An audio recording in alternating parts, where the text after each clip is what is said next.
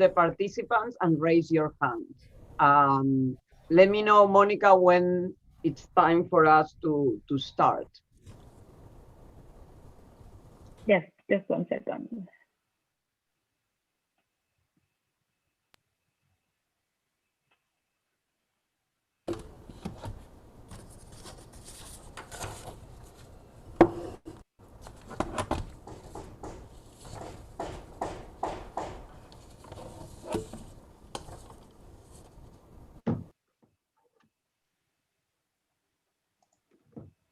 Are we live? Yes. Okay. So welcome everyone. I am Vicky Murillo, the director of the Institute of Latin American Studies at Columbia University. And it's a pleasure to welcome all of you to this conference called Rethinking Nature and Society in Latin America, which is co-organized by the Institute of Latin American Studies, the Global Centers of Colombia in Rio de Janeiro and Santiago, and the IRE. This has been organized by Ben Orlov, Gustavo Acenia, and myself, and we really want to thank you for participating. If you're watching through YouTube, you can ask the questions that you're interested using the comment function, and the Monica will write them in the chat, and the chair will take the questions. I also want to take this opportunity to thank Monica Trigos, who has made this technically possible and organize all aspects of the conference. All the errors, of course, remain Ben and Gustavo's and me and mine. So welcome everyone. I want to pass the word to Ben, who will be the chair of the first panel.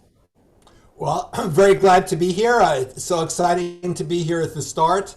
Our first of the panels of this 5-week session of panels is called Transforming Natures, and we'll be seeing the variety of forms that takes.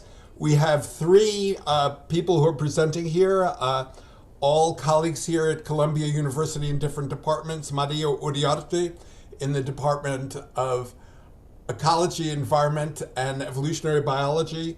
Then Walter Bethgen from the International Research Institute for Climate and Society, and that's where Miguel Piguelo Vasquez is also based, there at the Earth Institute. So I'll invite Maria to start. Thank you, Ben. Share my screen.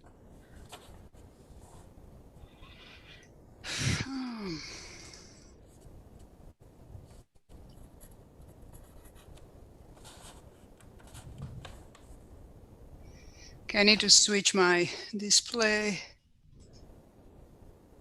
All right, can you see the presentation in the mode Yes. that it needs to be? Great. Well, first I'd like to start by just thanking the organizers for putting together this panel, and I'm very glad to be here with Miguel and Walter, a part of Team Peru. We used to work together in a project in Peru, and it's a pleasure to work with them. So the work that I'm going to present today, the heavy lifting was really done by Naomi Schwartz, who was a former graduate student in my lab, now at the University of British Columbia, Michael from the University of Puerto Rico, and Chilo Grau from the Universidad Nacional de Tucumán in Argentina. So one thing that's become clear to pretty much all of us is that achieving the goal of keeping climate warming below 2 degrees Celsius is going to require negative emissions. That means we're going to have to remove CO2 from the atmosphere in some fashion.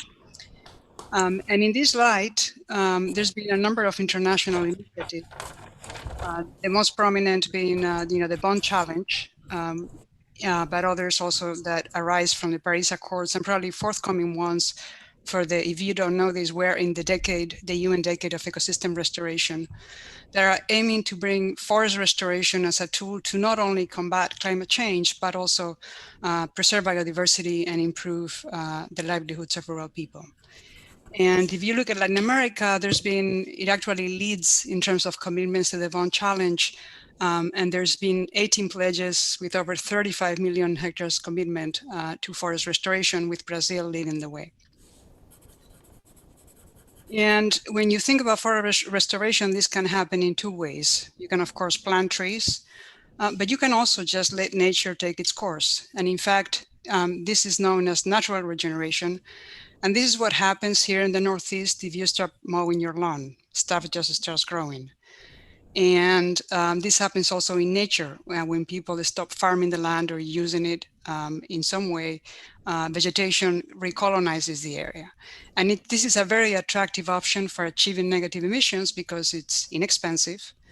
It has very low environmental risk, and also has additional benefits, for instance, biodiversity conservations that don't come with plantations, and offer livelihood opportunities, particularly for communities that are dependent on forests. And as it turns out, tropical forests in Latin America can do this very well if we just let them grow. So there's a group of us working in various places in Latin America that are indicated here in the black circles that have studied this question. And we have shown that forests in Latin America can go back to achieve 90% of the biomass of an old-growth forest on average about 66 years. So when you look at potential at the, with this same group, in 2008, there were about 2.4 million kilometers of land that in 40 years can accumulate carbon that equals carbon sequestration of 31 petagrams of CO2. Just to put this in perspective, for those of you that don't think in CO2 units, this is equivalent to carbon emissions from fossil fuels and industrial processes in all of Latin America and the Caribbean between 1993 and 2014. And the map of the potential sequestration is here in the bottom. It's as you would, there's higher potential in areas that have high precipitation relative to low precipitation. And as usual, there's a few countries that account for 95 of this carbon storage potential, with Brazil leading the way and Colombia, Mexico, and Venezuela following. So if you see this kind of information, you may say, well, great, we can just let nature take its course and this will happen. We'll get great carbon sequestration. So there is some cause for optimism.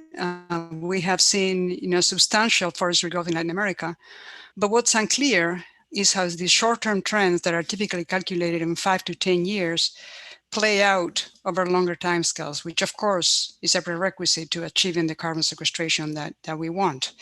And we know that these persistent increases in forest cover typically occur in certain places, and also when socioeconomic conditions are favorable. And any change, particularly in socioeconomic conditions, can completely change the picture. So for instance, we have shown, Miguel was one of the co-authors also, that in Peru, a study in the Ucayali region in Peru, these regrowing forests have a high probability of being clear within 5 years. A similar study in the Brazilian forests has shown that 50% of Brazilian Amazon has shown that 50% of forests are clear within 8 years. And again, in Costa Rica, these forests tend to be clear in less than 20 years. So how does this play out at a larger scale? So what we wanted to do is, rather than look at two time points, two snapshots of forests, and then calculating regrowth or reforestation between 2 points, we wanted to consider a broader set of possible trajectories of forest change in Latin America between 2001 2014. And to do this, we evaluated essentially 6 possibilities. 1, that there's no change, so it's flat. 2, that is decreasing, that's deforestation. 3, that is increasing, that's reforestation. And then reversals, reforestation followed by deforestation, and deforestation followed by reforestation. And then a set of cases where the data doesn't allow us to discern between those different possibilities. And then we wanted to evaluate what are the consequences of areas that started to reforest, but were cleared again in terms of carbon sequestration potential at this large scale. So we did this, and I'll give you just the punchline. So here are the 6 trajectories. You can see the majority of forests, there is no change, right? So the trajectory is flat in all in the Amazon. We have here also in blue the arc of deforestation in the Amazon, but we have areas of deforestation reversal here in the south. This is actually mostly plantations, I should say. And we have reforestation reversals, which is what we're interested in, focused on the Atlantic forest in Brazil, Venezuela, Colombia, and parts of Venezuela.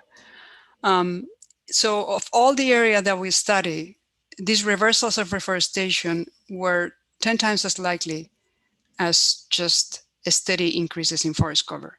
And deforestation reversals were also common, although as I mentioned, we're doing now a more detailed study showing that that is really driven by plantations.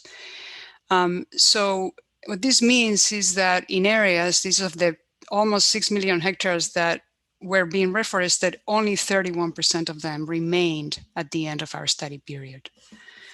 In terms of carbon sequestration, what this means is that these forests, without reclearing, would have accumulated 0.58 petagrams of carbon, but only a small proportion of that, 24% of that carbon actually was sequestered. Most of these forests were cleared.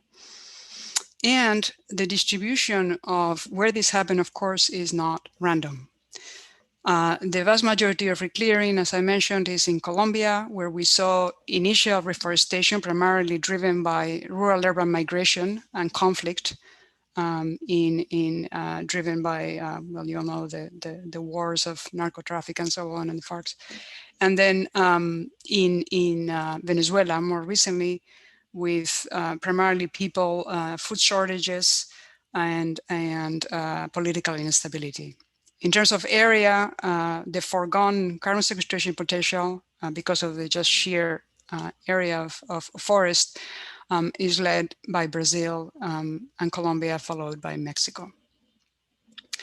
So, what these results calls into question our claims that I have also made in the past that global tree restoration is our most effective climate solution today. That's a statement that needs to be, sort of nuanced.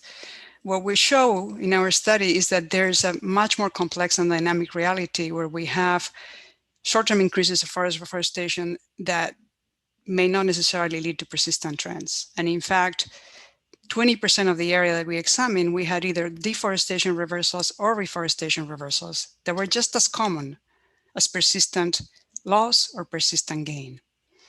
And, these fitting linear trends to time series data of forest essentially is obscuring often these what are called reforestation treadmills in planted tropical regions where forests are planted and constantly recleared.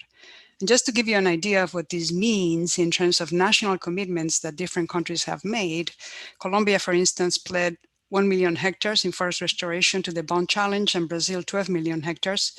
So our findings represent that there's been substantial foregone carbon sequestration, larger than Colombia's entire commitment and nearly half of Brazil's.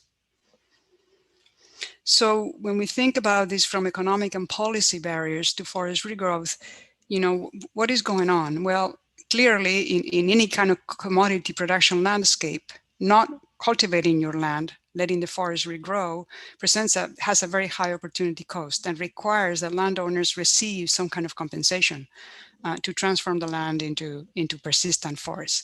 But there's also a sort of more insidious issue, which is that these natural regenerated forests are invisible from a policy perspective for a number of reasons. First, they're often only conceived via tree planting. Often farmers think of these regrowing forests as, in fact, there's words like in campo sujo in Portuguese, but also, I've seen this in where I work a lot in Puerto Rico, that this is messy, that this represents poor land management. There's also no business models or economic incentives to work with natural regeneration. And because natural regeneration does not require human agency or is viewed as not requiring human agency, they cannot be considered as policy. And perhaps most damaging is the fact that in some countries, agrarian reform laws obligate farmers to cultivate land. And if this land is not cultivated, state authorities can confiscate the land. And this is, part of agrarian reform in many countries in Latin America. So what this means is that we have, ongoing forest laws. So these are figures that are more recent, going to 2020, where we have in Latin America forest laws primarily driven by commodity production. And this is accelerating in part, because of the political situation in Brazil, but it's not only Brazil that contributes to this issue. So what policies can we put in place to foster regeneration? Well, one thing that seems obvious but does not exist is to create appropriate land type definitions to be able to say something about these regrowing forests and to preserve them. And we need to identify what areas are best suited from a biophysical perspective and from an economic perspective and social perspective to allow the forest to regrowth, and also leverage, the upcoming decade of restoration to, gain political momentum to enhance the value of these forests. At the national scale, there's clear contradictions between the management of natural resources and the policies that are used for this. I'm almost done, Ben. I'd be a minute. And food production. We need maps and we need programs that allow farmers to manage these systems in an effective way. And finally, we need business models that account for this type of forest and their potential. Thank you. Okay. Well, thanks very much, Maria. It's a fascinating presentation, and it's really important to get this scope across the whole region to see common patterns and differences between countries. I think that's something that'll be unfolding throughout this whole session. I don't see in the chat, I'm not seeing any specific questions, kind of points of information.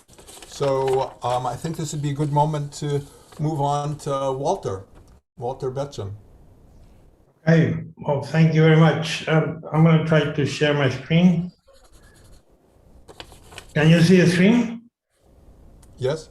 Yeah, okay. Good afternoon, everybody, and thanks for the invitation. I think it's a great idea to have an event like this, especially when we are quite isolated and with very little interaction. My presentation is going to be different from the one that you just saw from Maria. My presentation is more general, and the main objective of this presentation is hopefully to trigger some discussions in the next 40 or 50 minutes. I'm going to use in rethinking what the agriculture and the foodscape for Latin America, I'm going to use a lot of data from a very recently published report from the World Bank that I strongly recommend that you read. Very well written, very comprehensive, good data. And I have 10 minutes, and so it's very difficult to try to cover everything that I would like to cover. But these are some of the key drivers of Latin American agricultural systems and the food systems. I will very briefly touch some of those drivers. Again, I hope we have time to discuss more after the presentation. Now, the first issue regarding food systems. Latin America is one of the food baskets of the world. The share of the region in the global production of some of the commodities is huge. Cases like, well, avocado, but also coffee, soybean, sugarcane. And as a region, there's a very important share of the total global production. But also, if you look at some individual countries, it's amazing that the share of the global production in some of our countries. Coffee in Colombia, soybean, Brazil, beef in a small country like Uruguay. So one, Latin America is a key food world basket. Two, Latin America is the world's largest net food exporter. If you look at the evolution here in Latin America, is in yellow. If you look at the evolution of the last 30 years, clearly the region has been a very important net exporter. But in the last 10 years, that participation has been even bigger. If you compare what happened, for example, with the Middle East and Northern Africa, Latin America is clear not only a main food producer for the world, but also a net exporter. Now, we all know Latin America is a land of contrasts. So on the one hand, we are a region with the largest exporter, but at the same time, there is an acceptable level of undernourishment in the region, with some cases that are really very big, but also with many cases that are around 15 or 20%. So largest food exporter, but very important prevalence of undernourishment. And this, of course, is related to poverty levels. In the last 20 years, there has been a significant poverty reduction. Here I am showing the prevalence, the rate of poverty in rural and urban areas, and clearly most of the poor are rural. And although this situation has been improving, still the amount of poverty in the rural areas is very, very big. In addition to that, and related to changes in income, changes in culture, changes in working force, there is a new, relatively new public health challenge related to the amazingly high prevalence of overweight and obese people in the region. Have countries like with relatively good income, like Argentina, Chile, with very, very high percent of people with overweight or obese. And this, of course, is creating these new public health challenges related to non-communicable diseases like diabetes, high blood pressure. So Latin America as a food basket and as a food exporter, when we think of that, immediately comes to our mind, these are the large farms, the commercial corporations in Brazil, Argentina, and Uruguay. However, more than 50% of the food production in Latin America comes from family farms. If you look at the area, the total area of agricultural land, more than half of the total land is devoted to family farmers. So this is a key issue, a key component of the food system in Latin America. Now, Latin America is one of the few areas in the world where we still have some land that can be converted to agriculture. If that is what is going to happen, it's imperative that that conversion is done in a sustainable way.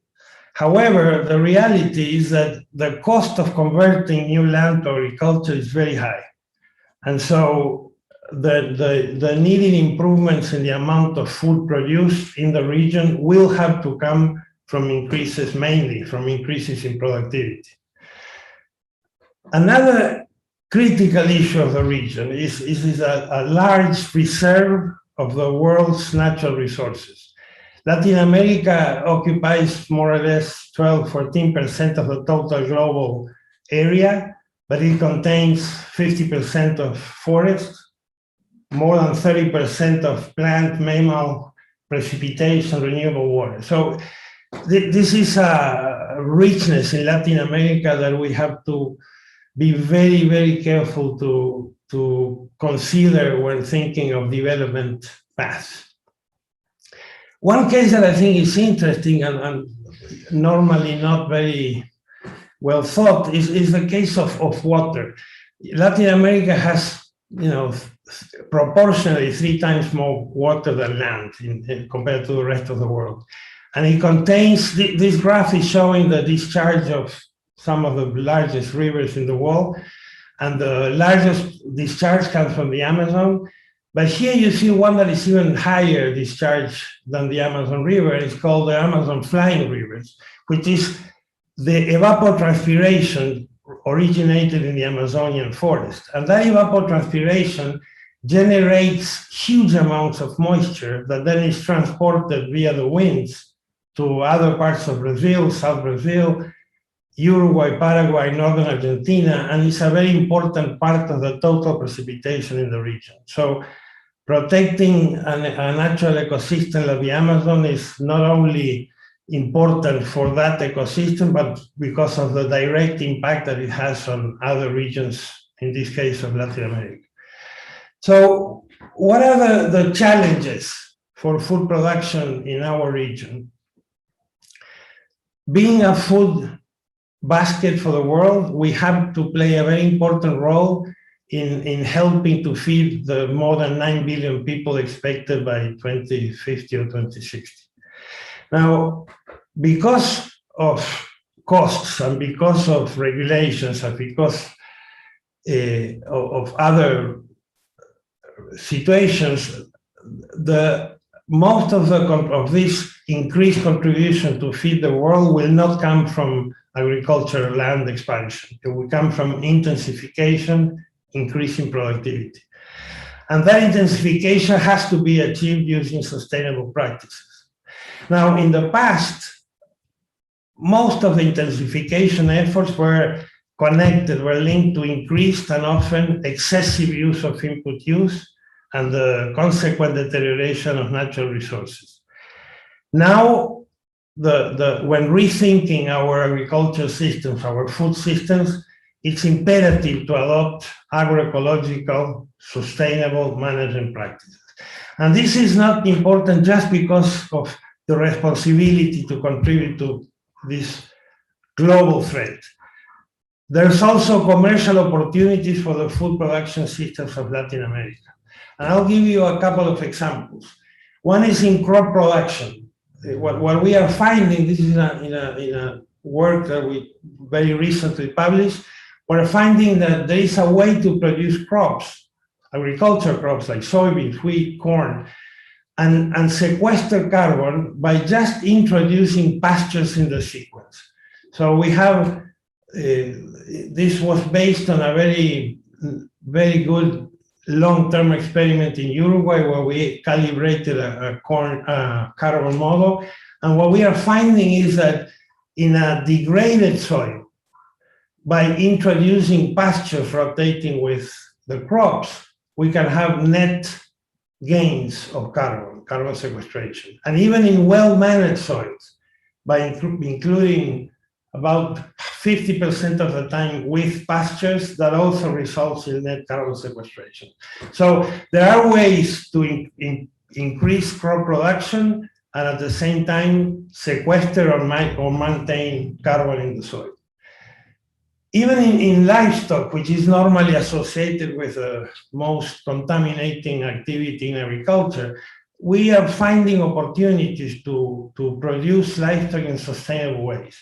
And there are very interesting activities going on now, for example, in Colombia, a project that is being funded by the British and by the GEF, where they are combining livestock production with trees, with silvopastoral techniques, with family farms. They're increasing productivity and they're resulting in net carbon gains.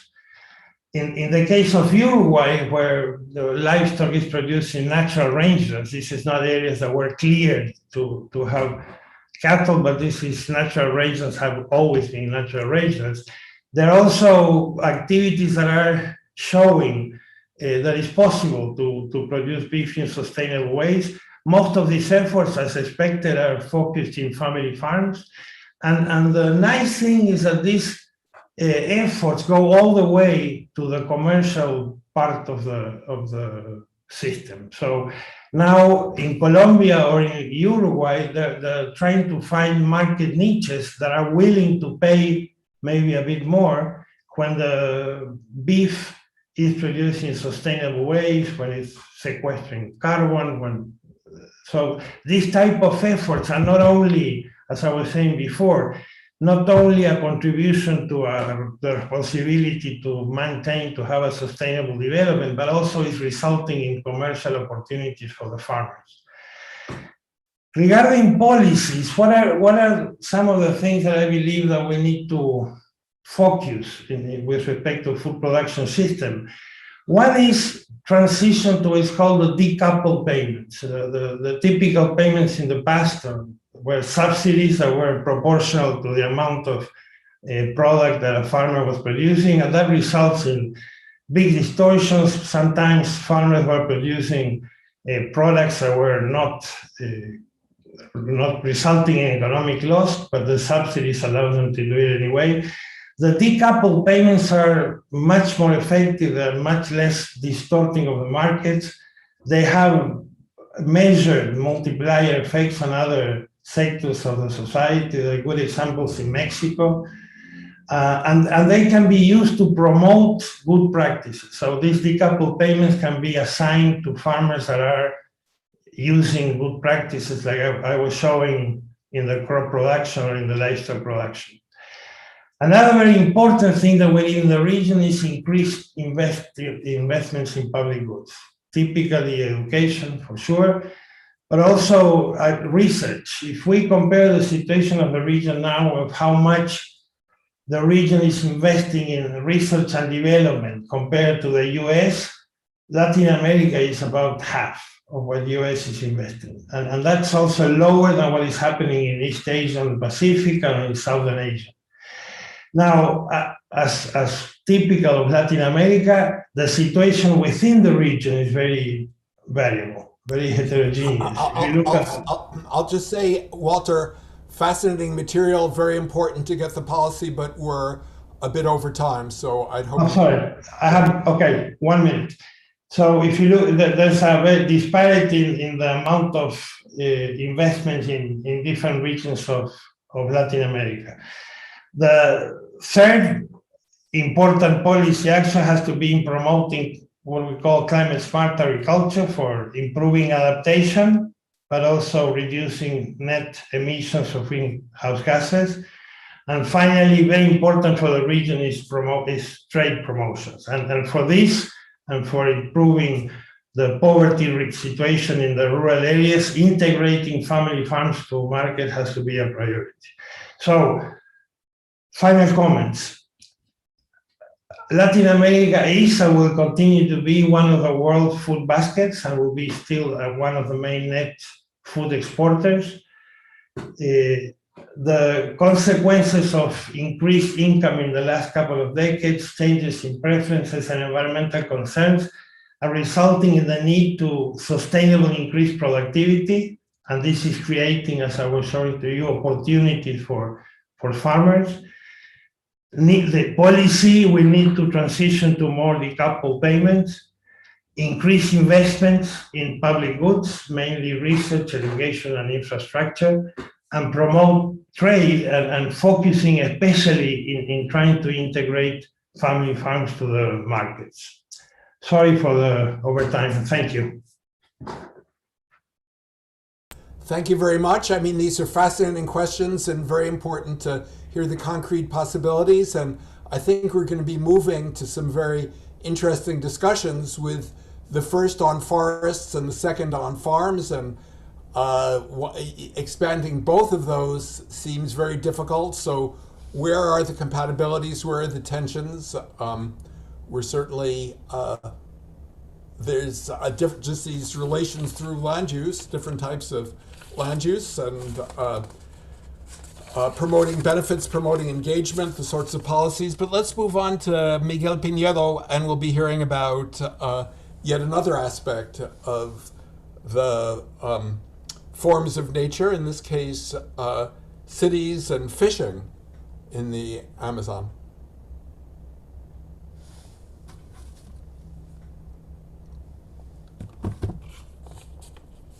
Miguel, the floor is yours.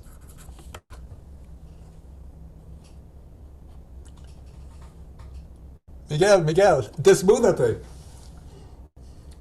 I'm desmudado. Can you hear me now? Yes, we hear you now. Okay, sorry about that. I'm in the public space here in the hospital. Oh gosh. Well, Gustavo, thank you very much for inviting me to this panel. And it will be great to have another event in person with Walter and Maria. We haven't been exploring our own limitations, what we know, what we don't know. What I'm going to talk today is to bring the cities into the context of change in Amazonian fisheries. As you probably know, Amazonia is an urban place. I wanted to show how, I want to bring the Ucayali River, where fisheries is more not the basket or the food basket of the world, but I will say is the fish basket of Amazonians or the Peruvian Amazonians. Ucayali is a place, a river where I learned how to fish when I was a kid. It's a place where I was born. It's a place where I start fighting with dolphins. So let me bring this place. And also I want to present data, empirical data, in a large project that I'm being involved with my colleagues from the Instituto Peruano de Investigación de la Amazonía Peruana, IAP. There are many ways to see the interlinks between the cities and fisheries. Also there are many ways to see changes. I just wanted to, next one please, Gustavo. I just wanted to show you some of the basic drivers of change, urban expansion, which I wanted to talk today. We see how now fisheries is more a source of employment and household income to urban residents. Rurality, fisheries is not anymore the main source of protein for rural people or Amazonians in general. Is more income, is employment. Climate change, to see how climate change affects the fishery, it's what we can see not in the big floods, big droughts, but in the seasonal floods, what we call repiquetes, that continuously disturb fish migrations in the Amazon. The other one is high input agriculture. Pesticides and fertilizers have increased sediment and water pollution and the contamination of water. There's not anymore this idea that mining is the main source. Pesticides now are bought everywhere. In my village, when I was born, was not pesticide. Now we have five. Now we have five stores selling fertilizers and pesticides. It's in a village that's less than 1,000 people. Forest conversion to agriculture is also another important issue. Sorry that I had to speak a bit quiet. And deforestation, as Maria said, it's an issue, but in case of fishery, riparian deforestation is a main problem. It's affecting the fragmentation. Let me show you, let me focus in the urban expansion. Next one, Gustavo. As I said, fisheries have become more a source of employment and household income for urbans.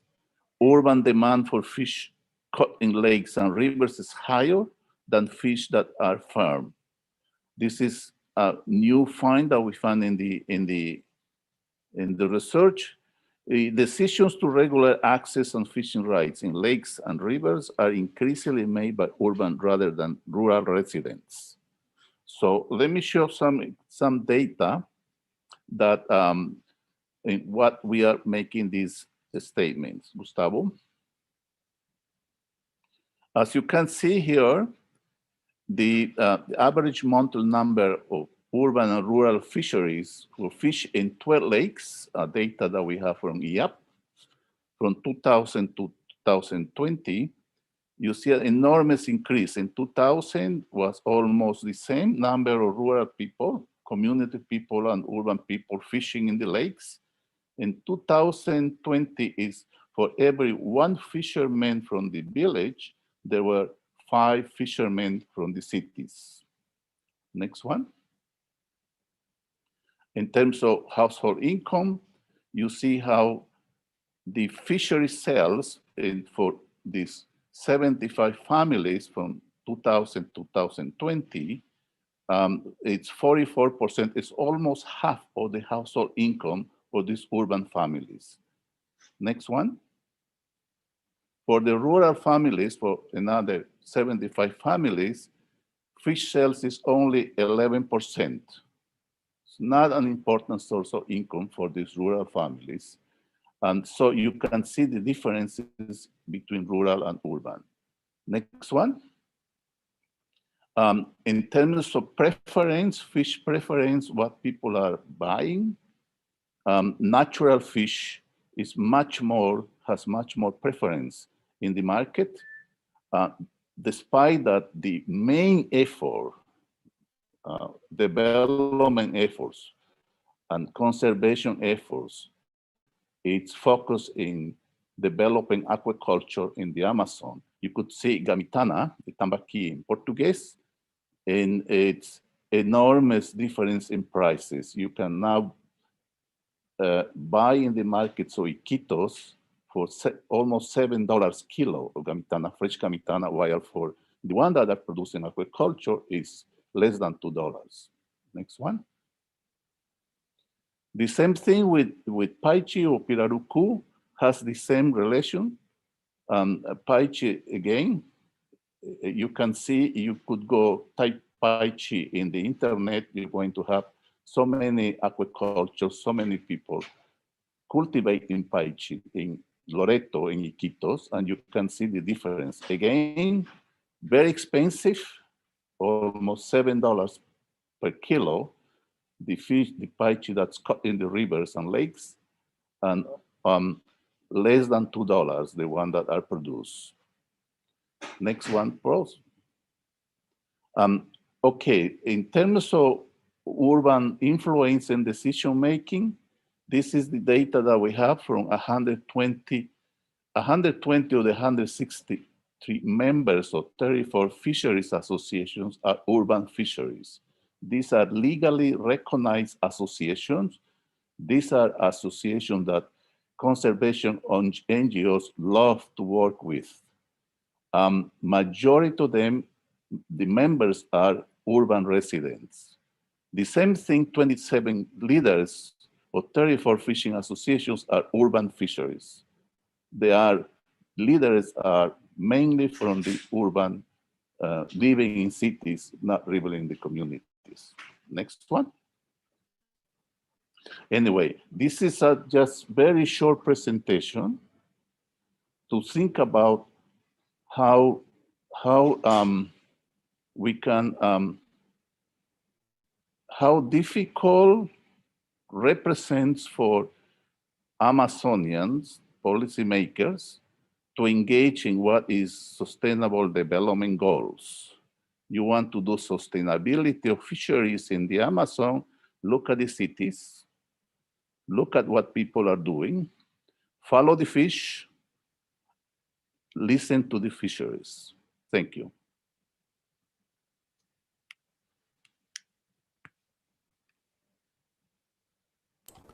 Thanks, Miguel and Maria and Walter. It would be, I'll open with one comment and then I'll look for questions from the audience. I would say that it would actually be difficult to think of a better set of 3 papers to illustrate the problems, because Maria opens with the importance of preserving the forests and yet the difficulties that for the world to address climate change means having trees that absorb carbon, and how challenging it is in the Latin American economic and political context to assure that.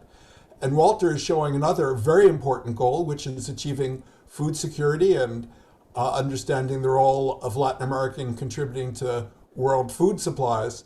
And yet we see how competitive those two are for different land uses. And so some of the drivers of deforestation are some of those products for which Latin America is one of the major world producers, beef and soy.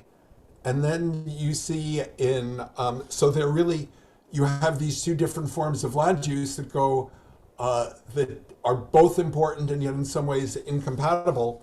And then Miguel shows us how both of those challenge the fisheries, both the deforestation and the intensification of agriculture. We can hope perhaps for a more efficient agriculture that would not pollute so much, but it's hard to fit all of this together. And I think Miguel also brings forward very powerfully the questions of equity, that though there's reference to the income inequality that drives so much political attention, both in Maria and Walter's talk, it's really front and center in Miguel's, where this is the food supply for the poor, the simple jobs for people who otherwise face unemployment, that they too depend on the natural world. So it's quite a question to fit these together, and we see the importance of bringing the different dimensions of resource use together, different forms of resource use, land use, and the importance of equity, the importance of so that's one point. But I will look. Monique, got any questions coming in the chat? Or I see Vicky. Yes, these were fantastic presentations. I agree with Ben. I think they were very important.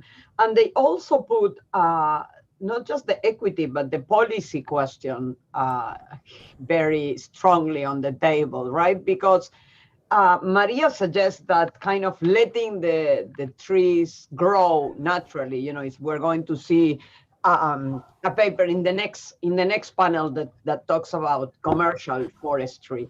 But the incentives for that, for people who do not have many sources of income, are low. And even for those who have, like, so I think Miguel talked about people who is on, you know, very desperate and might need fishing. But Walter also talks about kind of middle income farmers, if you want, and what are the incentives for them to let the forest grow? I mean, what is the cost that they are willing to put up with? So, and here I think, you know, you point to some things that the government can do that are clearly, so land reform rules were created for another time. I think that's actually a pretty good suggestion to change those in a way that includes conservation as not unproductive use. But it's not so clear to me what other mechanisms can you use at the national level, especially given the, you know, the distributive consequences of something that it's a common good for the world, but the cost is paid by individuals who do not have the most in the world. I'll go ahead. I can give some comments about that. So, first of all, the way I see it, and maybe it was not clear in my presentation, what I was trying to stress is that the needed increases in food production in Latin America cannot come from expansion, cannot come from invading natural ecosystems. And there is what I was also trying to say is that there is an opportunity to do it without going into expanding the land area. Even when I talk about land area. That's a quick thing, but you said that required niche markets of consumers that were willing to pay more, right? Yeah. So so first of all, also when I was thinking of land expansion, I was not thinking of invading forest. There are a few areas in the llanos in Venezuela, you know, in the Orinoquia, there is a few places in the Cerrados. I was not thinking of forest. Now, with respect to forest conservation, I think that the only option is policy. Is policy with incentives. You know, if there's no policy and no incentives that are clearly, explicitly oriented to preserve forest, it will not happen. That's the reality. Now, the other thing, and this is also an incentive about the market niches, what I'm thinking is what happens in New York. You know, in New York, if you go to Whole Foods, you know, you're going to be spending more money than if you go to other supermarkets. And the reason why some people decide to buy that is because they are worried about food, you know, safety. They worry about not using hormones. They're not using about, you know, antibiotics in the meat that they consume. And so there are increasing market niches that are willing to pay more. And I'm not thinking of the poor people in Latin America. I'm thinking markets in the developed world. that are increasingly willing to pay some more if what they're consuming is environmentally sound. If it has some kind of certification of low carbon footprint or fair trade. And so what I think is that a combination of policies that ensure conservation of natural ecosystems and incentives for good practices and sustainable production systems can result in what we are trying to do, which is increase productivity in a sustainable way. Yeah. I'd like to follow what Walter said. I mean, I don't really see this. I think we are beyond of the fact that these things are at odds. The question is, how do we achieve these multiple goals in one way? So for instance, in parts of Brazil, they're moving now to this idea of sustainable landscapes, right? Where you have food production, conservation, all at the same time, and you get a certification like they used to do for timber. It's also, I mean, the data that Walter presented, where he said that 50%, or correct me if I'm wrong, Walter, or thereabouts, of the food in Latin America is produced by a small-scale farmer. These small-scale farmers also depend on forest for resources. There was a question in the chat about that. And for timber, for all kinds of things. So how do we create policies that allow both of those things, rather than the expansion of agriculture into new lands, which typically do not necessarily benefit the small farmer. And then with respect to Miguel, I mean, this is also, forests are also key for rural livelihoods for the most poor communities. So I think that, you know, we can achieve these things. It's just that the policies are not there to value or to link these different components together. And I would just emphasize, when you think of the policies, it's not only designing the correct policies at the national level that correspond to the international agreements. There's really a question of participation, of co-production. I mean, we've seen that in many of the rural areas, a lot of what we're talking about, there are challenges to governance structures. And so I think there really needs to be the engagement and the buy-in and the flexibility to adapt to these local circumstances. We're talking about the diversity across countries, but many of these countries themselves are also highly diverse with very different local circumstances. So I think, yes, of course, people respond to incentives and those come from national policies, but it's not just rules that emanate out from capital cities and there really needs to be a fuller engagement. There was a question in the chat about these forest-friendly products in Brazil, and that's someone who says he's only able to chat, but that there are a number of fruits and nuts that can come from ways to generate income from the forests, and those potentially could offer a number of these co-benefits that we're discussing. And of course, there are the challenges in those would look very different in Brazil under different political, different administrations. Miguel, I'm wondering, do you want any thoughts here? Or? Okay. I'm trying to. Can you hear me? Yes. Yes. Well, just let me follow Monica's comment. It's there is enough resources, financial resources for development and conservation that need to be in the hands of people who are producing, farmers, people who are fishing, people who are reforesting. That money is still not in the hands of them. We have to start thinking about planting papayas. It's not just measured by yellow papayas, have to be measured by also the environmental service that the papaya can produce. That goes along Maria's that letting forests grow it's the way to go. The capoeira and the purma in Latin America, but needs to be compensated. To compensate that, there is plenty of resources that resources are not getting to people who are making changes. Let's try to do policies. Let's not to be too, also to think about dumb scaling the way how we start thinking about policies.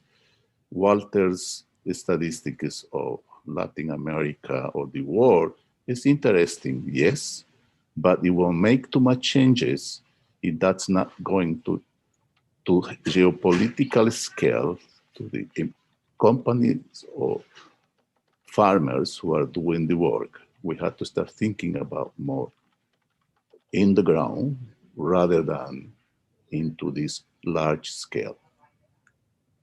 I'm going to leave now. I have to go to see if my doctor is going to be happy today. Thank you to all of you, and I hope to see you soon. Bye. Thank you so much, Miguel. See you next week.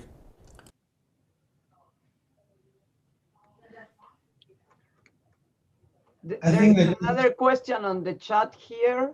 Yes, I see about the sustainable forest practices. From Leticia mentioning that the sustainable forest practices performed by communities in Mexico and Guatemala have supported forests, even in second growth forests, and but also raising the question of the position of Latin America within the world, that if Latin America, is it good for Latin America to be a basket for the world exporting food, where you have both questions of undernourishment and then the people who are obese and overweight because they're consuming these industrial foods, many of which are imported. So there's really a question of thinking of the human well-being and the human health and nutrition.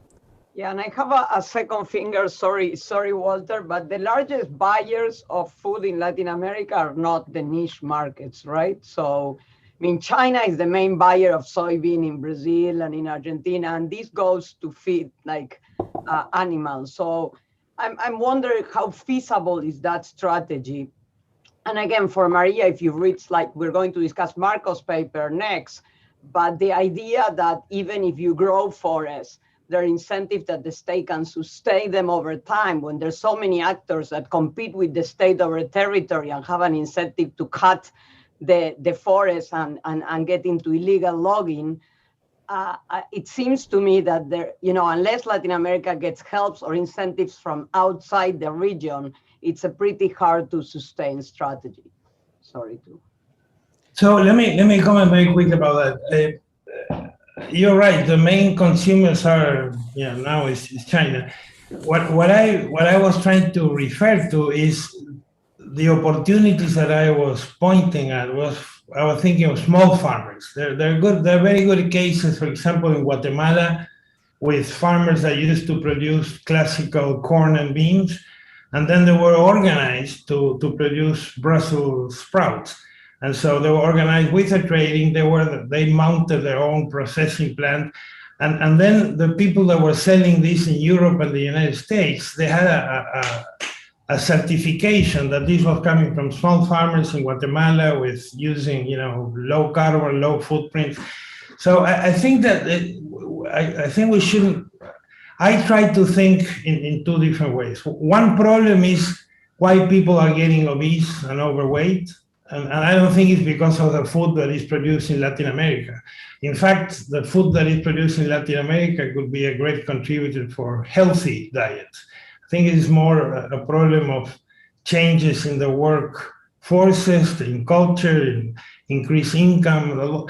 I don't think that Latin America production is the cause for that. Now, the reason that why I thought it was, I think it's dramatic, the fact that Latin America is the main food exporter and still has this prevalence of undernourishment. And this is a characteristic of our land of contrast in Latin America.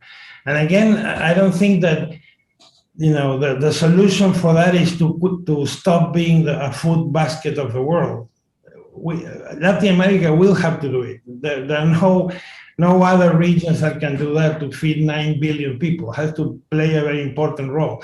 What I think is a combination of policy, education, and incentives can result in both, in continue being a food basket for the world, using good practices with sustainable production systems, and promoting healthy diets. I'm still optimistic about that, and I think that Latin America is a region that can play an important role. At this point, I think we've completed our hour, and I'm actually pleased that we're not done. I'm pleased that we have an opening rather than a completion, and I just want to signal how powerfully are coming forward the questions of equity, the questions of policy, the question of the position of Latin America in a changing global order. I'll take 15 seconds to end with an image. There's a large project proposed in the Peruvian Amazon, the Hidrovia Amazonica, which would dredge the rivers in the Amazon. All those rivers that Miguel showed, those would reduce the fisheries, those would open the area for deforestation. And about the only thing it would promote would be oil and gas exploration in the upper Amazon. It's a heavy indebting of Latin America, but these projects are appealing to some people who are capable of approving them. So there are global national policies within a global order that are really poised to create more problems than the solutions we're hoping for. So I'll stop there and just thank everyone for attending, all of you out there in YouTubelandia, and look forward to the next session. Thank you. Denise Milstein is going to, from the Sociology Department at Columbia, is going to be the chair for the next session, which is called Livelihoods and Access. So Denise, thank you very much. I'll leave it in your hands. Okay. Hi, Vicky. Thank you so much. And thanks to everyone for participating, for being here. I think that this conversation is in a way a continuation, or will be a continuation with a slight shift from what all of us were thinking about and talking about over the past hour. So I'm really excited about that. We're going to have 3 panelists. Each one is going to speak for 10 minutes approximately. If you go way over, I might interrupt and remind you of the time constraint. The first is Alicia Cooperman, who's Assistant Professor of Political Science at Texas A&M University. And next we will have Gustavo Azeña, who's the Executive Director of the Institute for Latin American Studies and Director of the Lehman Center for Brazilian Studies. And then finally, Marcos Mendoza, who is Associate Professor of Sociology at the University of Mississippi. So I will turn it over to Alicia. And if you have questions as she's speaking, feel free to include them in the chat or keep them for later, and you can raise your hand and I'll call on you when we have the discussion after the presentations.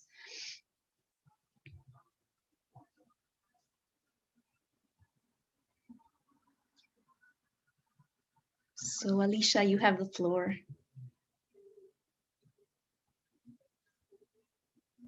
You're muted, Alicia. We cannot hear you.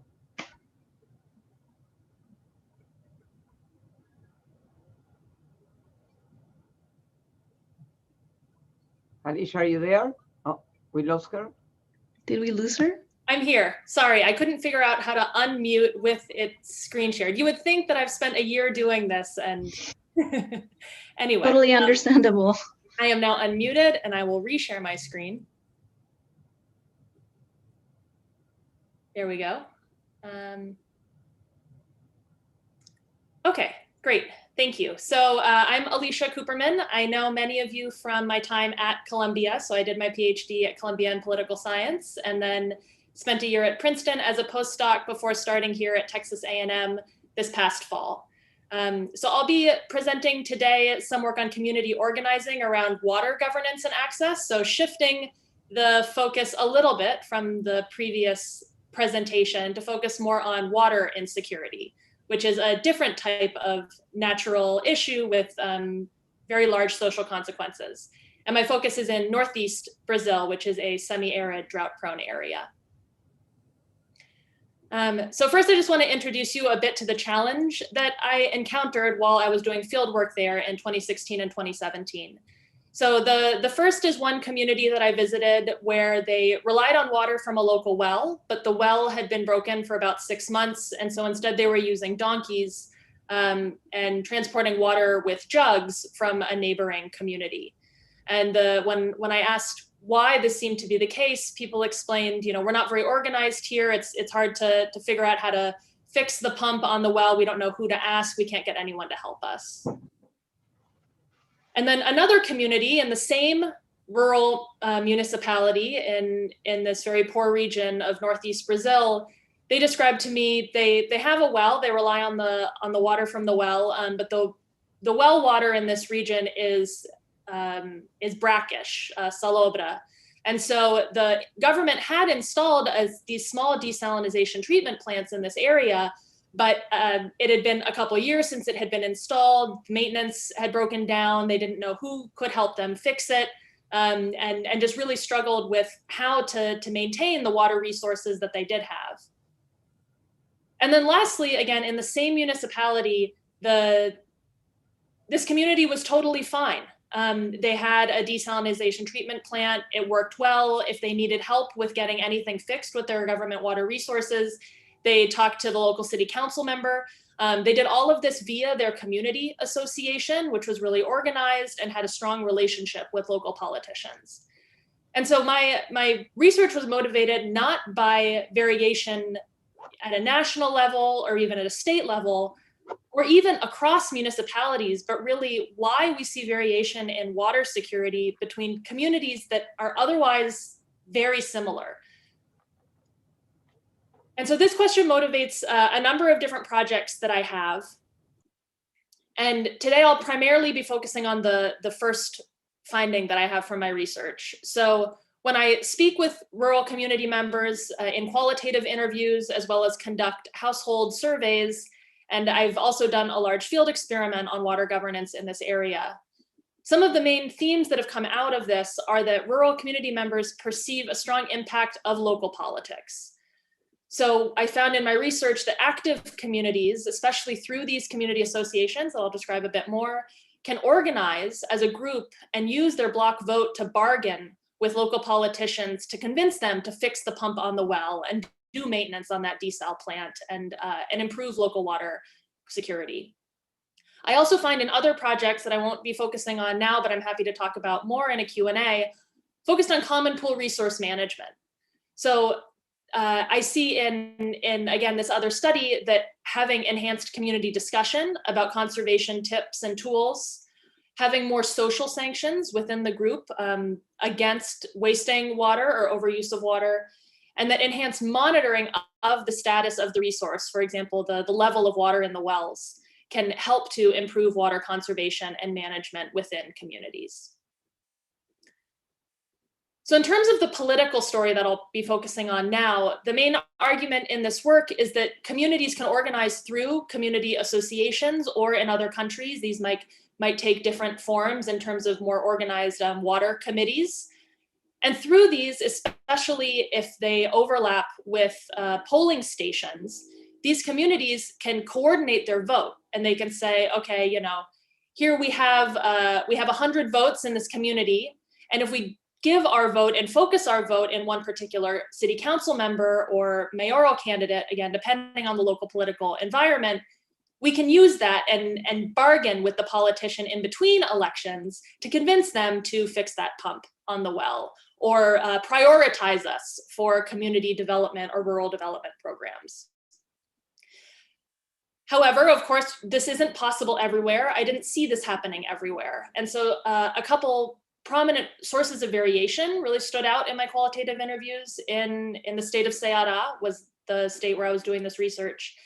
And these were the degree of activity of community members in the local association, so whether they attended meetings and participated.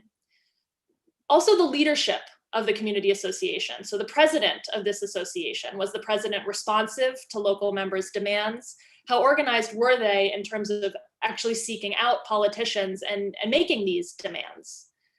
I also looked at the role of political endorsement. So in many cases, the community association and literature on other types of association throughout Latin America has found this as well, that association leaders will ally or endorse specific local political candidates and build these ties.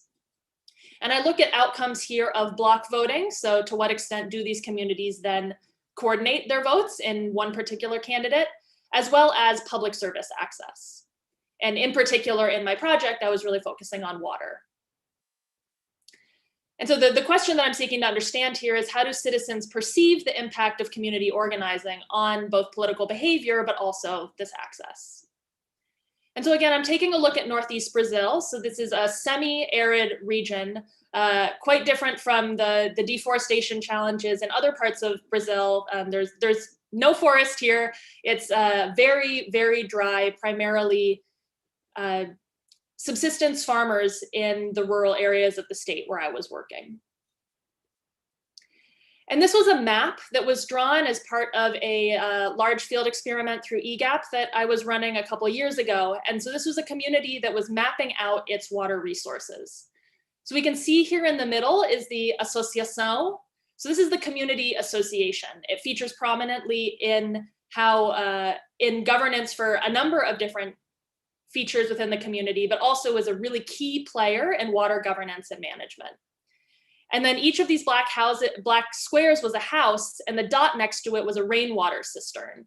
So this is an individualized rainwater cistern installed by the government as part of a co-production of public-private partnership that the government did that made a big difference for reducing water insecurity and in fact, reducing clientelism and another of other factors that other studies have pointed to. And these communities are relying on many different water resources. So poço as well. So they're relying on different wells, some of which have water and some of which don't. They're relying on a local river. They have a small water distribution system within the community, but many of them are going to a shared water source, the chafariz. In terms of local water management in this region, the state water company COGER monitors and governs the large reservoirs, rivers, and even wells that have very large output. But in these small communities with small output wells, there is no formal water governance.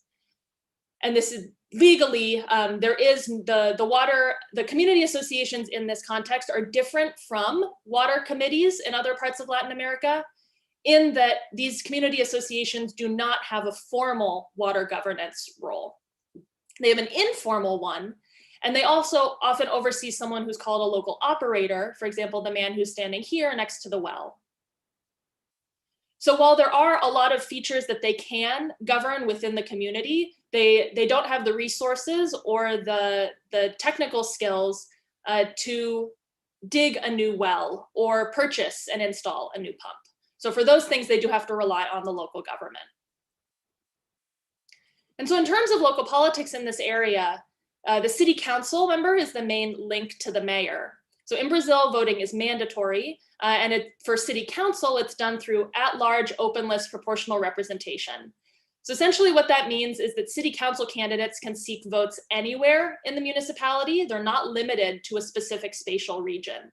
And so for a small rural community to have a voice in local politics, they really need to ally themselves with a specific city council member, because it's possible that the city council members that end up getting elected to the city council don't actually even cover their spatial area.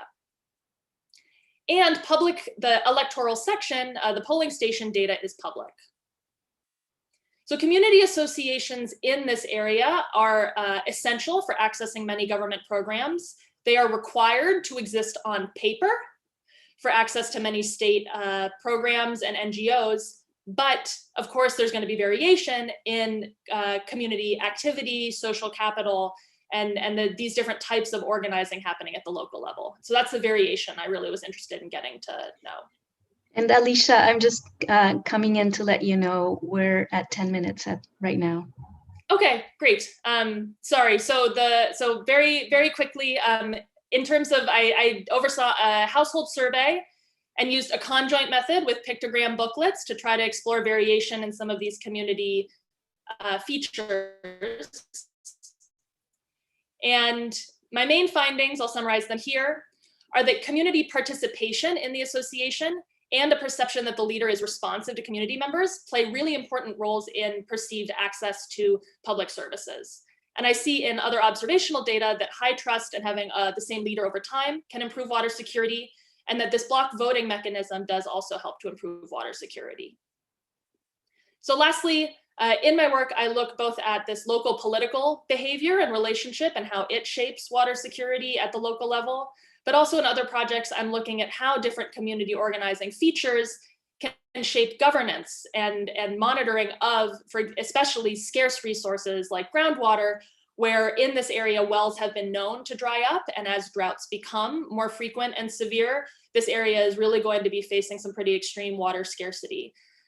And so understanding variation in community organizing and these community associations is important both for how we understand local politics in these areas, but also how we can try to design strategies to support communities that are doing these governance mechanisms so that they can have better water access and governance moving forward. So that is all. Thank you. Thank you so much, Alicia, and I hope that we can expand on your findings during the discussion. For the next presentation, we're staying actually in the northeast of Brazil, and Gustavo is going to present about Southern Bahia.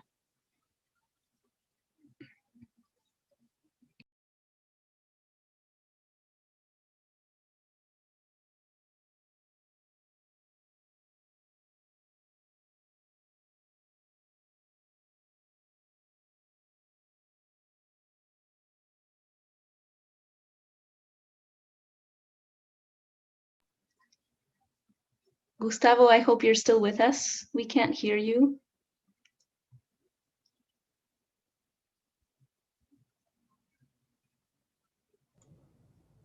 I cannot, yeah, there he is. You're muted, Gustavo. Sorry, can you hear me now? Yeah. Yes. Okay, sorry, Zoom got hung up a little bit. Great, thank you so much. Thank you for the great presentation, Alicia. We're going to continue talking about sort of the politics of resource use in my talk, but in a shifting perspective a little bit more. Less of a quantitative approach and kind of a little bit more of an impressionistic approach to thinking about the politics of natural resource use. So the title of my talk is A Political Ecology of Brazil's Discovery Coast, Crisis, Socio-Environmental Hybridization, and Historical Amnesia in the Frontiers of Global Liberalism. And so what I am going to talk to you about today is just kind of give you a brief story of the sort of historical political ecology of the region of the Discovery Coast as part of Southern Bahia. The origin of this paper is an attempt to sort of distill some key ideas from a book-length project that looks at the history of the region. This particular paper is for a special volume dedicated to the work of Eric Wolf. So for those of you that had a chance to read it, that's why there was a heavy emphasis on Eric Wolf and kind of his take on historical materialism and so that's a kind of a strong influence in the approach that I'm taking here. So the Discovery Coast, this is where it's part of Southern Bahia. It's where Brazil was first discovered by the Portuguese, first landfall. One of the first places colonized in Brazil. The origin of this is, so it started out as sort of primarily an ethnographic project working with Pataxó community, indigenous communities in this region, which is one of the most forested and regions of coastal Brazil and one of the few places where there's still kind of an indigenous presence. And so what was really struck me about the communities that I worked in was just the sort of complex and dynamic hybridity of resource use, both like the seasonal dynamism, the vast. Gustavo, there's no presentation. You're sharing screen, but it's like a black thing. Oh, really? Oh. Yeah.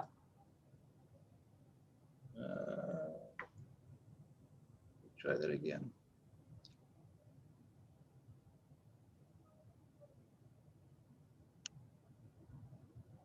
Still black. Still black. Wait. Shoot. That is unfortunate. Can you present without the presentation? Yes, I guess I can. I don't really have another choice. That's odd. Do you want to switch the order of the two speakers and your? Oh, here it is. Oh, there it is. Okay, great. Okay. It emerged. All right. So yeah, so I was struck by the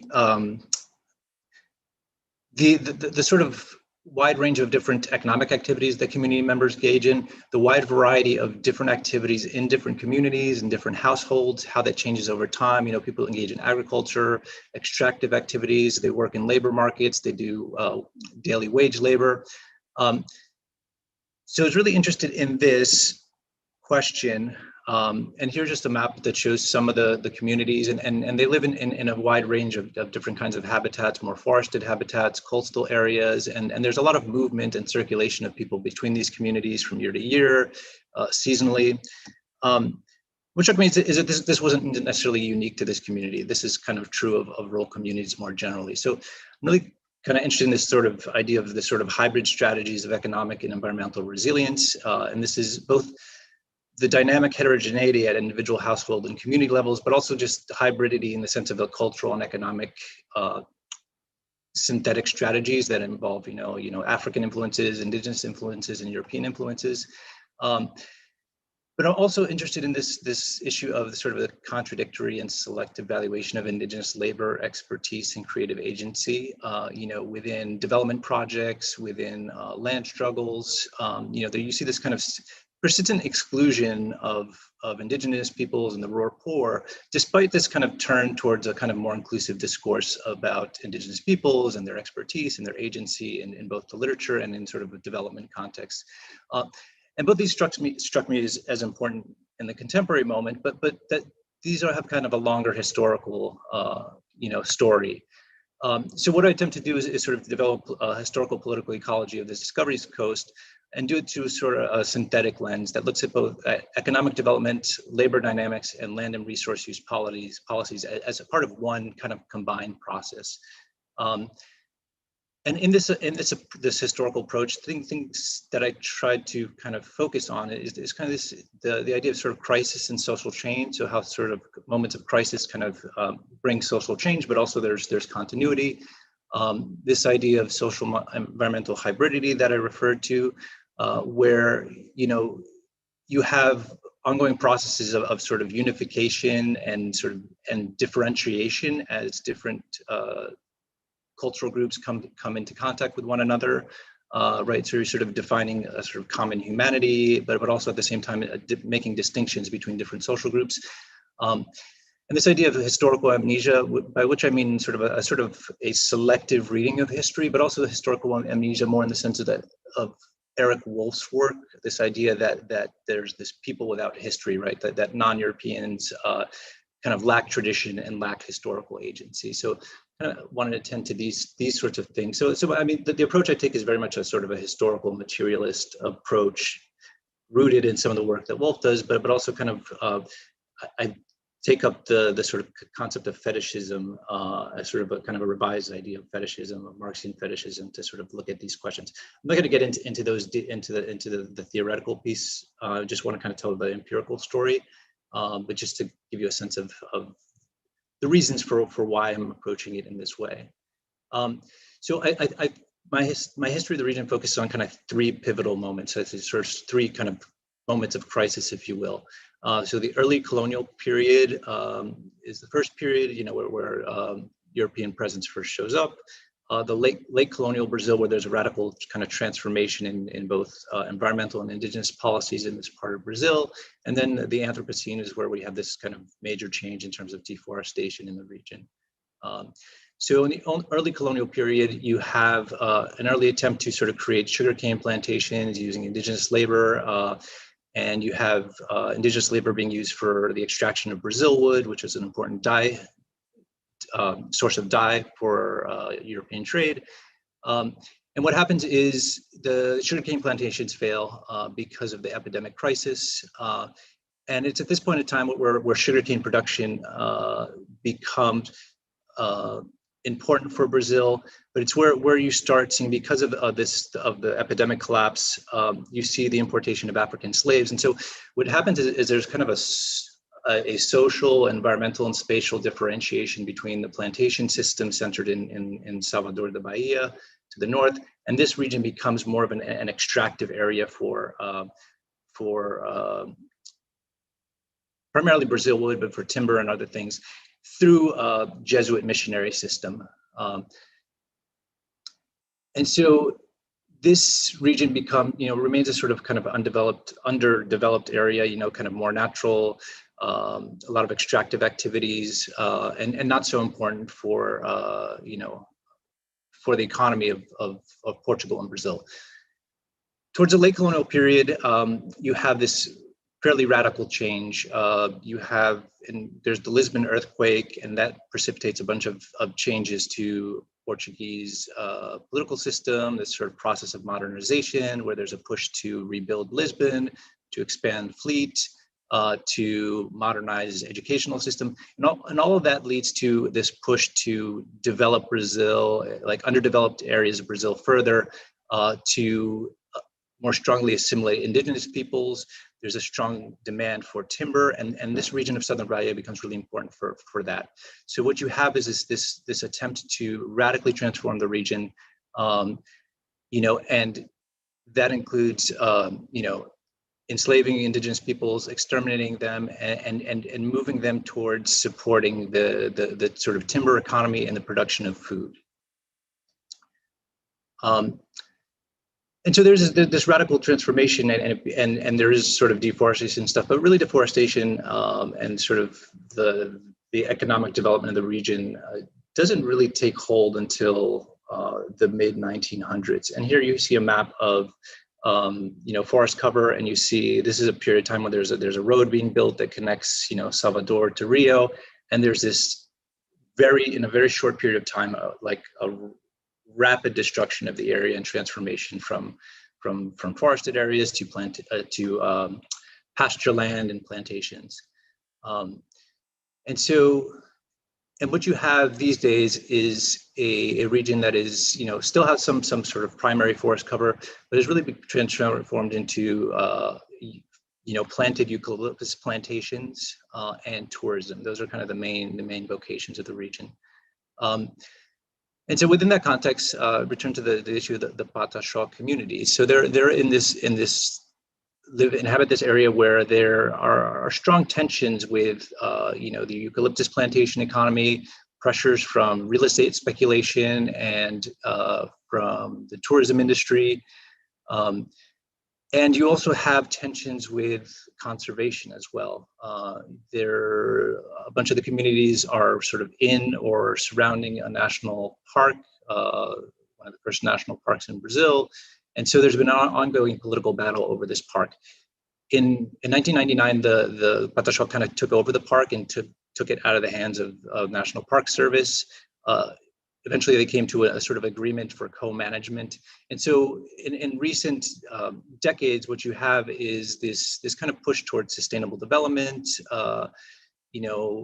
with a lot of different projects focused on climate change, conservation, involving these communities. And there's a sort of this kind of participatory approach to conservation, but there's also a lot of tensions, right, between economic experts, environmental experts, and indigenous communities in terms of like how they define environmental goals, what the priorities are, how they define risks. And so I'm really interested in how this kind of continued struggle to kind of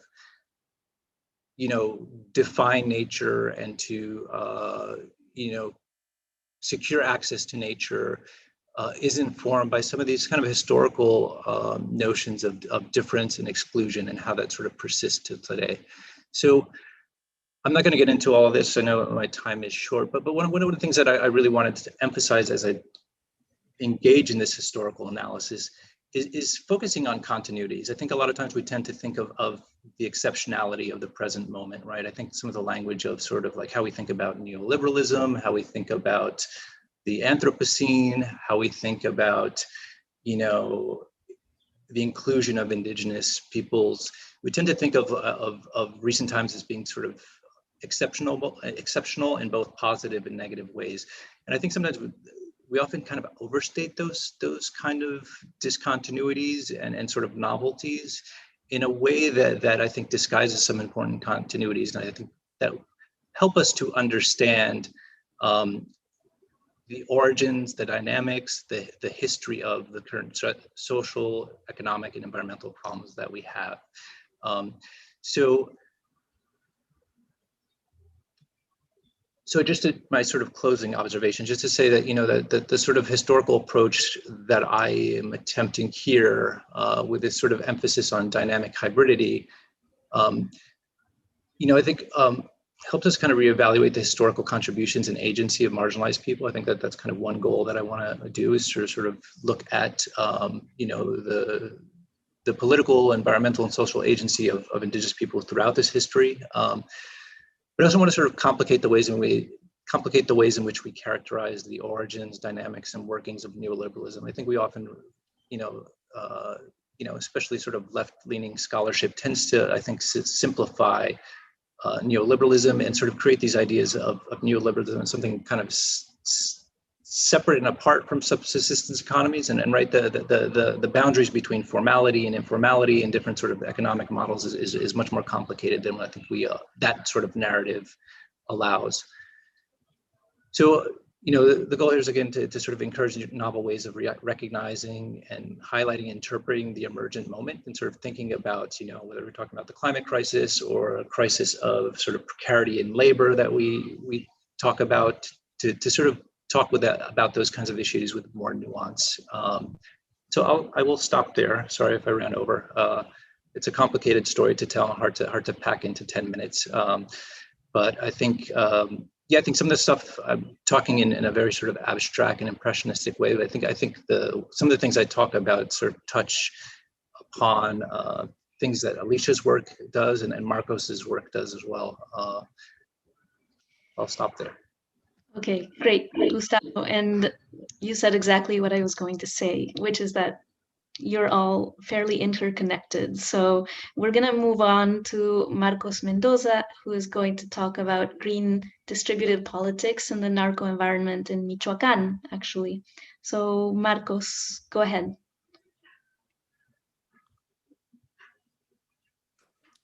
Can everyone hear me? Yes. Yep. Okay. All right. Thank you.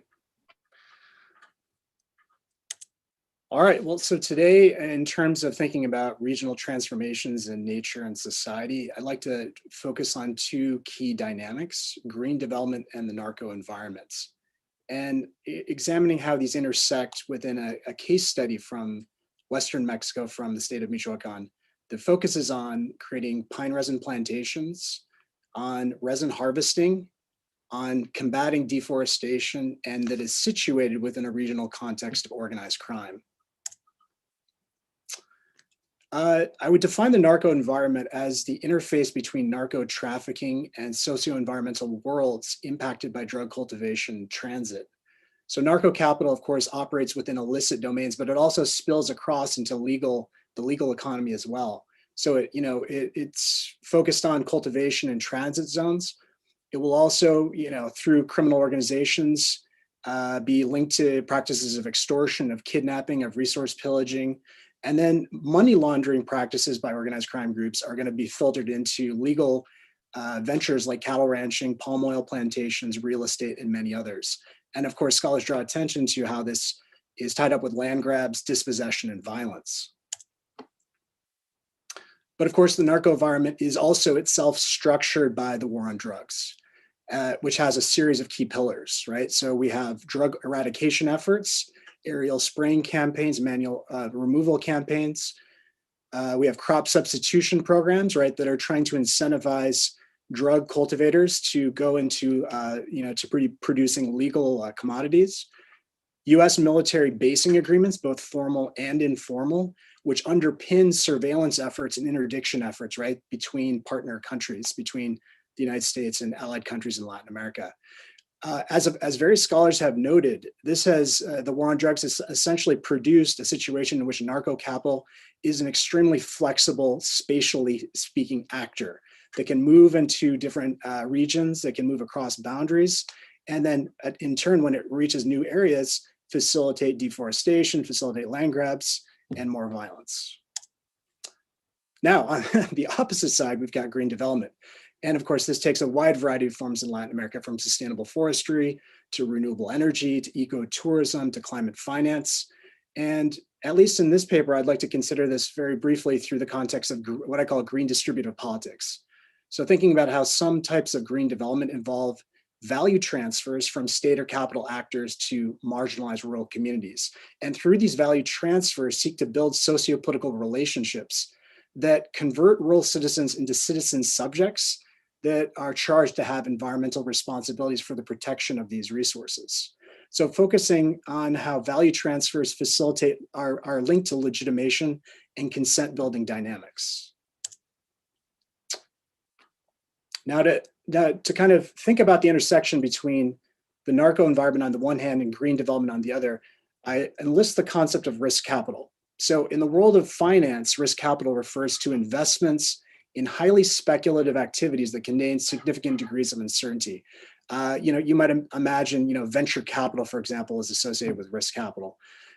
So the question is, to what extent are green development actors that are working in precarious environments throughout the region enlisting, whether intentionally or unintentionally, a concept of risk capital to kind of manage their assets? Thinking specifically about this case, how is the risk capital of these pine resin plantations being configured is what I'm going to try and work out. So the case study focuses on a green social enterprise called Ejido Verde that operates within Michoacan, that is working to create pine plantations that will generate marketable resin that will then be sold to the pine chemical industry in Michoacan itself. The project is designed to promote rural livelihoods, to tackle the problem of deforestation. And the target for Ejido Verde is essentially within Michoacan to replant 12,000 hectares of forest. But as Cho et al. From 2021 notes, over the last 20 years, Michoacan has suffered approximately 85,000 hectares of forest loss. So it makes a dent, but it's not, it's not going to completely solve the problem. The study location for this is in northeastern Michoacan, and particularly focused on a valley called the Ucareo Valley, which is located in the municipio of Sinapecuaro. In this area, the kind of most recent history of the narco environment prior to 2014 pertains to two primary cartel groups, La Familia Michoacana and Los Caballeros Templarios. I could talk about their activities later on if you'd like me to, but basically they're engaging in deforestation in the municipio in addition into other regions of the state. After they were ejected from this area in the last few years, new actors have moved into the zone and deforestation has resumed. So in thinking about Ejido Verde, how, given the risks of the narco environment that exists within the Ucareo Valley, how are they attracting green finance? Well, they're turning to public sources of funding. So they're looking at CONAFOR, which is the Mexican Forestry Commission, and CONAFOR has contributed public subsidies to lower the cost of the project. They're also, focusing on private finance, and in particular targeting the Kiva micro-lending platform. So, for example, you can see one of the profiles that Kiva, develops to attract people who are going to give money to certain groups associated with this project. And through these Kiva digital profiles, you can see how how Kiva and Ejido Verde are working to calibrate the risk capital associated with the project. What are they doing? Are they eliminating all the risks, from these donor narratives? No, they're not. In fact, they're amplifying what I would call the soft risks of deforestation and climate change. But they're also entirely denying that the narco environment exists. So there's no discussion of organized crime. There's no discussion of narco violence or any of that, right? Instead, what they're doing is they're amplifying the soft risks of deforestation, but without any kind of structural explanation for why this is going on, in order to convert smallholders into creditworthy recipients for solidarity lending. And it's been very successful for Ejido Verde. Okay, so if they're attracting funding from these sources, they also need to recruit smallholder participants. So how do they convince smallholders to actually participate in this program, given local concerns about land grabs, about debt, and about corporate power? Well, they're essentially offering very generous loan conditions, 0% interest, no repayment for 10 to 12 years until the trees reach maturity and begin to produce resin. And then there's repayment staggered across 10 years that is denominated not in cash, but in resin volumes, so that for each hectare under cultivation, the smallholders will pay back, I think it's 350 kilos of resin to Ejido Verde. There's also a conditionality clause attached to the contracts, which says that there's only repayment if and when there is resin. Now that's pretty ambiguous, but basically the way that smallholders interpret this is that if there's resin, there will be repayment. If there's no resin, then there will be no repayment. And what this conditionality clause does is it factors in the narco environment. It allows for the possibility that there might be massive deforestation or illegal logging, which leads to kind of the decimation of a forest that ultimately doesn't produce resin. And so the smallholders are not on the hook in terms of debt for paying back Ejido Verde. So the company is essentially trying to factor in the possibilities of catastrophic forest loss into these contracts as a way to get buy-in, to get participants to come on board. Now, in addition to this, right, they're also, this is a very long-term project that's going to play out across at least 2 decades. And they're also working to create what I would call eco-political subjects. They're trying to, build these long-term relationships between the company and the smallholders that will endure over decades. First of all, they're hiring local forestry crews. So in every area where they work, they're hiring locals who are going to create the pine plantations. In the case of Ucareo Valley, they hired 60 local men who are going to participate in terms of demarcating the territory, fencing it off, planting the trees, and then engaging in the routine maintenance work associated with maintaining the plantations. And these forestry crews are working with the smallholders and attempting to convert them into resineros, into resin tappers, essentially by teaching them forest care techniques and quietly shifting control or protection over the forests onto their shoulders. Now, how are they actually going to deal with this situation? Well, there's a couple options available to them. First of all, they could hire local local people to kind of act as a private security force to protect their forests at night, especially. This is, of course, a costly, possibility, so unlikely to happen, but although it could. Another situation is that the resineros themselves create their own forest guard, basically create mutual aid networks that will take turns rotating through people who would then stand guard over the forests. But of course, this is an unresolved issue, and there's no real kind of central direction that this is taking, at least right now. And it will develop over many years, given the fact that the trees aren't really going to reach maturity until about 10 to 12 years from now. So what are the implications of this for our talk, our conference, in thinking through the regional transformations of nature and society? Well, I've talked very briefly about 2 key dynamics: green development and the narco environment. Typically, these are viewed as fundamentally antagonistic, right? Typically, we assume that green development actors are going to avoid at all costs narco environments.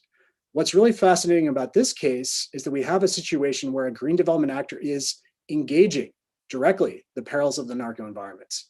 And what they're doing is they're developing investment risk discourses. They're calibrating the investment risk associated with the project for different audiences. They're completely erasing them altogether from the perspective of the micro lenders, and they're trying to deal with them and factor them into the contract terms for the smallholders in order to build these green distributive networks of value transfer from micro creditors in the global north primarily, all the way down to smallholders in Michoacan who are participating in the project. And doing so while covertly creating eco-political subjects to guard these investments into the foreseeable future. So as scholars, I would suggest we just remain attentive to how green development and green finance might use this logic of risk capital to structure investments within precarious environments. All right, thank you. Thank you so much, Marcos. I'm going to just very briefly talk about what I see as the bridges between these papers, and then we'll just open it up to questions and discussion. So these three papers not only consider different dimensions of what we might think of as livelihood and access, but use very different methodologies to answer these questions about participation in politics, development, cultural and economic life. I think that at play here are different definitions of community and community relations to politics, environment, and economy. And I think that that's something really interesting to consider. As I listened, I wondered in what ways these projects might speak to one another, and perhaps once we consider questions specific to each project, we can transition to some of the broader questions I'm going to bring up here. So here are my questions. What does Alicia's perspective on collective action through community organizing and block voting contribute to recognizing the historical challenges, political and land-based, faced by the Pataxó communities in Bahia? How does this relate to Gustavo's reference in his paper to Susanna Hecht's insurgent citizenship? And I think that Susanna is with us, actually. How is this same notion of collective action relevant to considering green development in a narco-environmental context? What do the processes of consent building and legitimation that Marcos describes as part of the Ejido Verde initiative and its partnership with Kiva play into a long-term vision of environmental sustainability in Michoacán? And then returning to Alicia's idea of a trade that is happening between citizens and politicians through community organizations, what other kinds of trade are taking place in each one of these cases? And here I'm referring to financial trade, cultural trade, labor, and material trade. What role does fetishism play, both for the human and non-human agents described in these case studies? And here I'm referring to Gustavo's discussion of fetishism. How does the violence experienced historically by the Pataxó inform a sort of partial consciousness, which is very clearly apparent in the ways in which Ejido Verde presents itself to potential investors, right? So some things are absolutely at the forefront and others are veiled. And how does the work of both Gustavo and Marcos push on the boundaries of the political dynamics that Alicia describes? So I will leave it there. I hope this is instigating. We have a first question actually for Alicia. I'm trying to see it here on my screen, from Jacob Copas, who says, great presentation. Seems like your theory explains local provision of capital infrastructure investments quite well, which raises two questions. Number one, will this interaction over time lead to greater development overall in a municipality, considering there are only so many wells or desalination plants you can build in one village? And number two, how does your theory apply to other common pool resources that might not require capital investments? For example, conserving forests. So you can go ahead, Alicia, and then others can raise their hands or write into the chat, whatever works best for you. Great, thank you. Thank you, Jacob. So yeah, in terms of the first question, on the one hand, yes, especially if communities can learn from each other. That said, collective action is pretty sticky and hard to change over time. We know it's hard to instigate to begin with. And so, you know, kind of on the other hand, I would say no. I'm focusing more in my project on maintenance of existing investments as opposed to new investments. And so a challenge there is that these well-organized communities are going to continue needing maintenance over time, which could in fact push out maintenance of the less organized communities. So in that sense, it could actually just lead to enhanced inequality between communities within the same municipality because of this maintenance issue. I saw in a field experiment also with an externally facilitated water governance program that in general, our program failed. And the main reason that it failed is that we had very low uptake of the project in communities that were less organized. So the communities that did engage with the groundwater monitoring were the ones that already met regularly, that already had an active constant leader, that already had an operator monitoring their water resources, which was probably associated with them already having an association.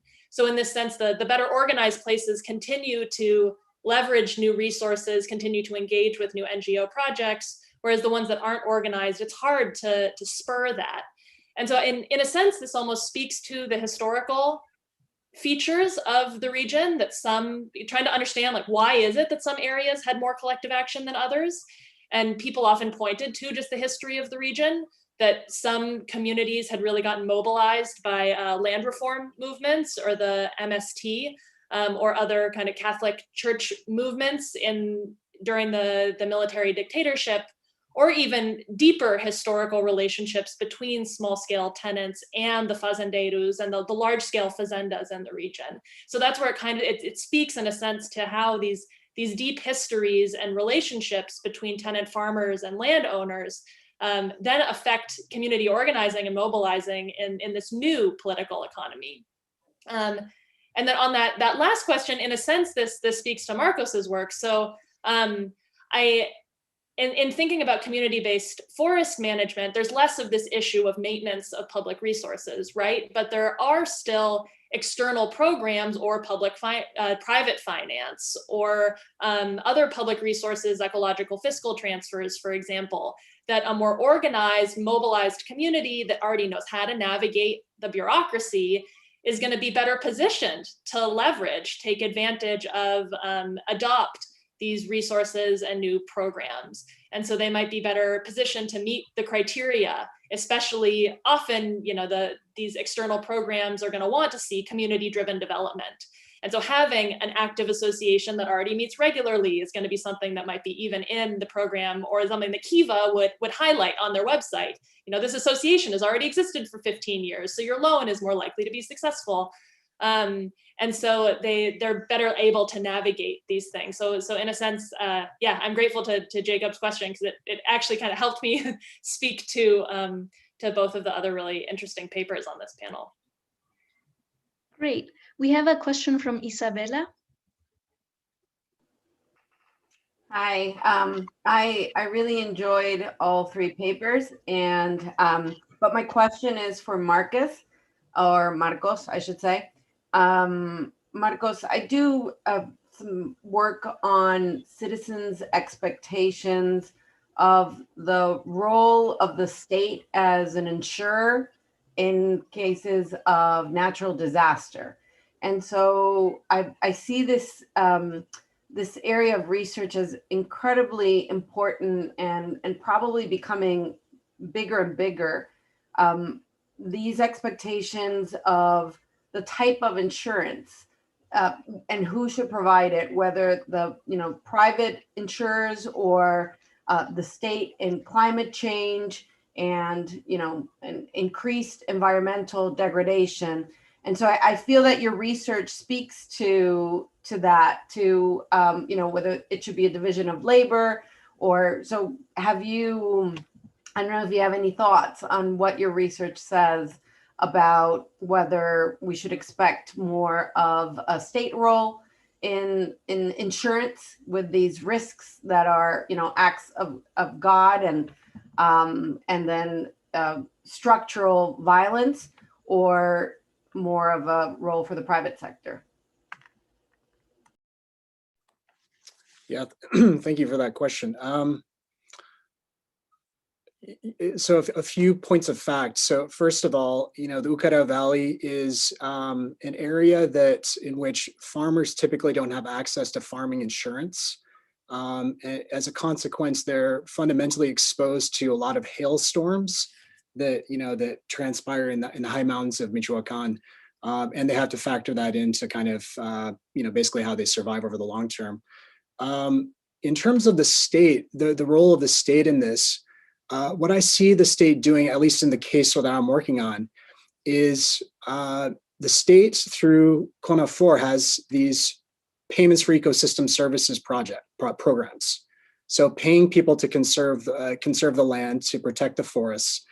But CONAFOR and the state wants to move people off of these direct payments and into market activities, right? So they're willing to subsidize projects like Ejido Verde that will facilitate these transitions from communities that are, receiving PES, payments to programs or to communities that will, develop these agroforestry projects that will produce resin, for example, for the pine chemical industry, and do so in a way that is consistent with the broader aims of the Mexican government and its neoliberal implications of increasing productivity in the ejidos and in the comunidades agrarias, right? So, if the government's not going to privatize the ejidos, it's not going to privatize the comunidades agrarias, then then instead of that, there's the effort on the part of the governments over generations, over a generation at least, to attempt to raise productivity in the ejidos. And this is one particular way they can do that, is through these green development programs, right? That take advantage of the fact that they're going to offer these amazing deals, right? I mean, 0 interest loans and you don't have to pay them back for 10 years, right? To do this. But yeah, I mean, it's an interesting kind of set of intersections between the lack of insurance, right, at a kind of private level for these farmers, the efforts of the state to kind of create subsidies that funnel to these communities through PES programs, and then these green development initiatives, which are pushing communities in the way of the market that will develop these sustainable products. Thanks, Marcos.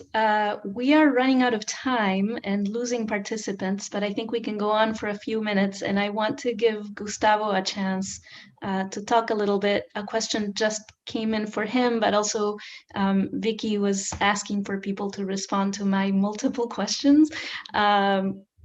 So Gustavo, I guess you can start wherever you want, but the question specifically for you has to do with indigenous resistance in the area of political relations of the Pataxó with other indigenous groups in the region. I guess I can kind of comment on that question and also Vicky's provocation to talk about the role of the state. So, I think the way I see it is the role of the state is not quite absent in this area. It's more of like a fickle presence, and it has always been so. Even stretching back to colonial times, right? There has always been a sort of official presence, but it has been unreliable and sort of there's a big disjunct between like policies and actual practices.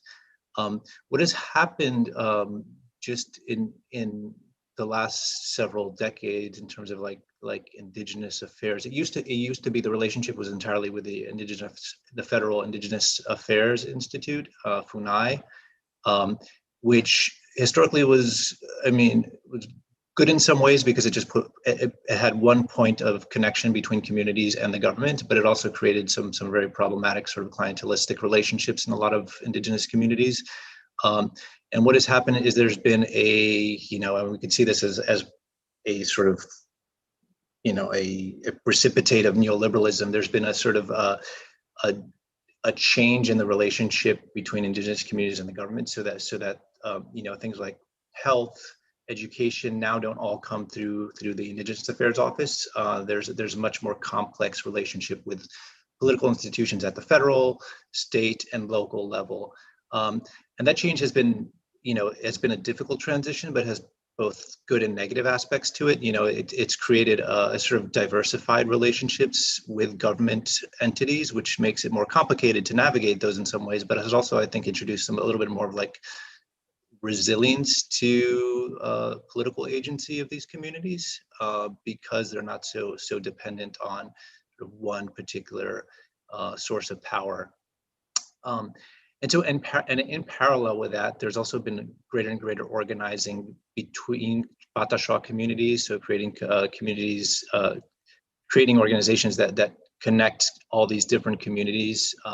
But also there's a lot of mobilization at the level of other indigenous communities in Southern Bahia, and also indigenous communities within the northeast of Brazil, and also at the national level, but particularly in the northeast of Brazil, there's been a sort of a critical mass of organization around issues, and you know, the northeast Brazil has its particularly unique indigenous struggles, right? It's not the same as the Amazon for environmental reasons, but also for social and historical reasons. You know, these are communities that are sort of often viewed as sort of re-emergent ethnicities. You know, some of them have lost their languages. They're sort of more mestizo communities.